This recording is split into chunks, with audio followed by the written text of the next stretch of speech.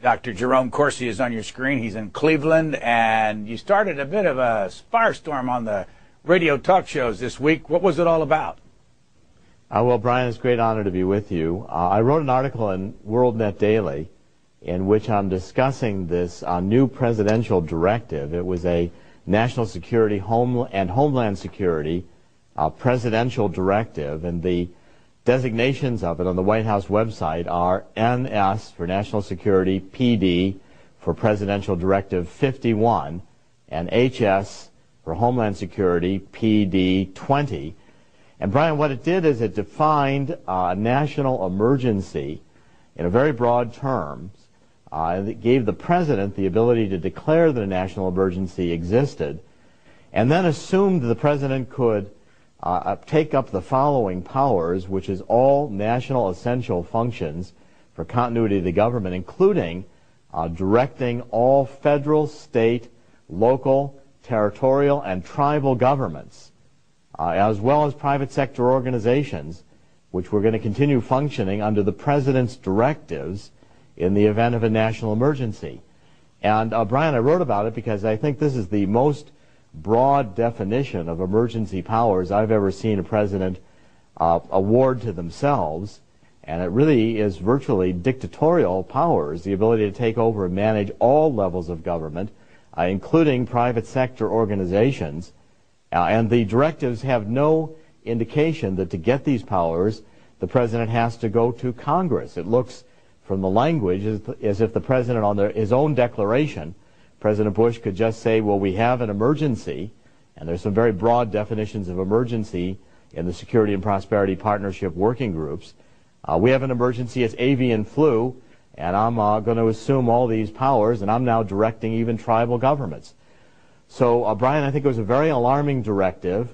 The White House press release included no discussion of why the directive was issued today and what it's about. I called the White House Tony Snow's office in preparing for the article, and they declined to comment. So I published the article and said it's really a power grab, and it's quite an alarming usurpation of emergency powers. Now, I first heard it on Bill Press's radio show. He has a radio show that's 6 to 9 a.m. that's heard here in Washington, and he was all upset. He calls himself a progressive, a liberal. What have you found on these talk shows? Who's more upset about it, the liberals or the conservatives? Well, I think, Brian, it's across the board. I think there's a great number of conservatives who are now worried that President Bush is acting in ways that are outside the Constitution, that he's not being careful or attentive to taking the appropriate steps to make his decisions and reasoning clear. I mean, this comes on the heels. This was done on May 9th. It was signed.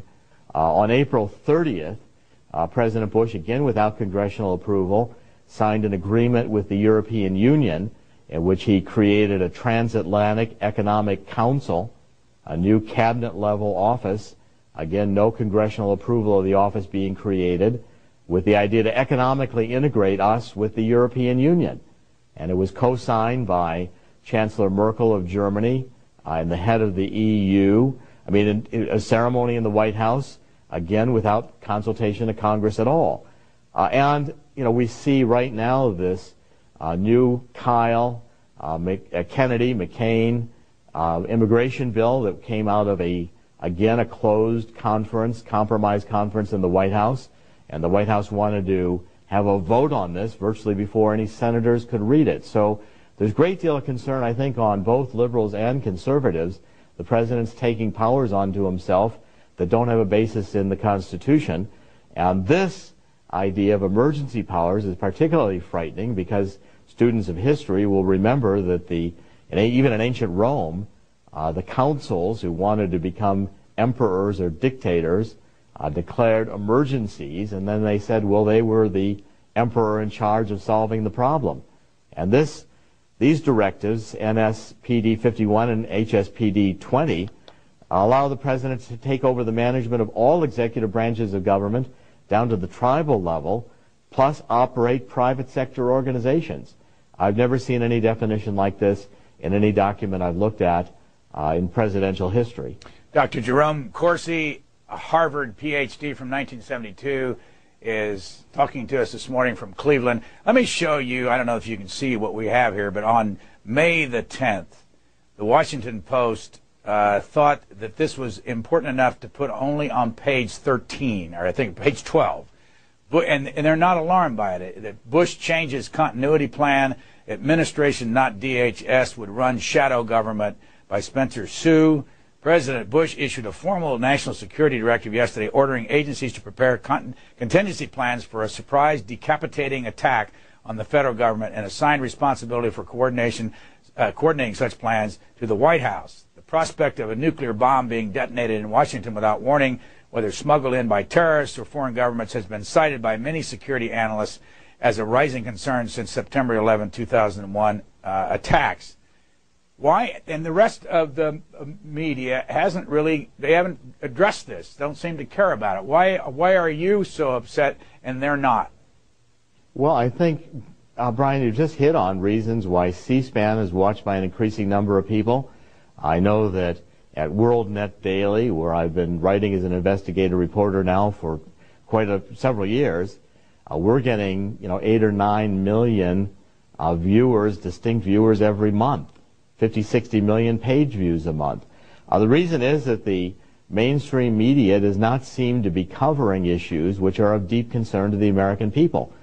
The idea that the president could redefine a national emergency to be completely within his own authority is fairly frightening. I mean, we have a National Emergency Act, which is already passed. It's U.S. Code, Title 50, Chapter 34, Subchapter 2, Section 1621, and it requires that the president, in declaring a national emergency, come immediately to Congress and publish the declaration in the Federal Register.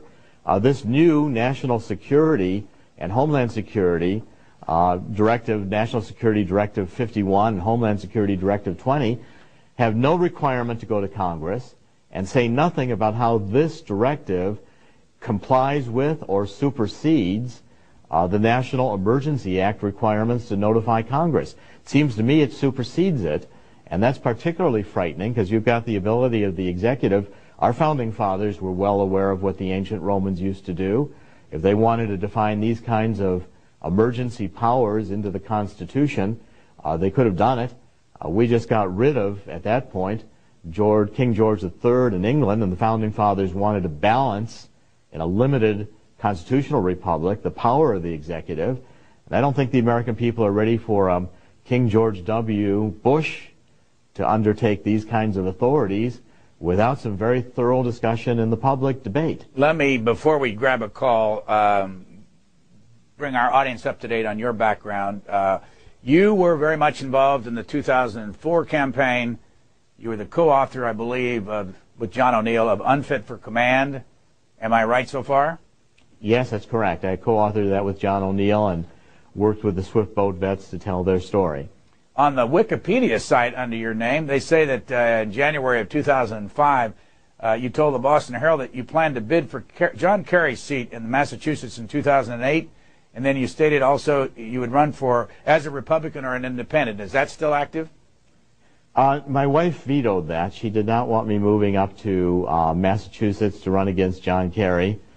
She thought it would be a losing effort in Massachusetts. Besides, she likes living in New Jersey.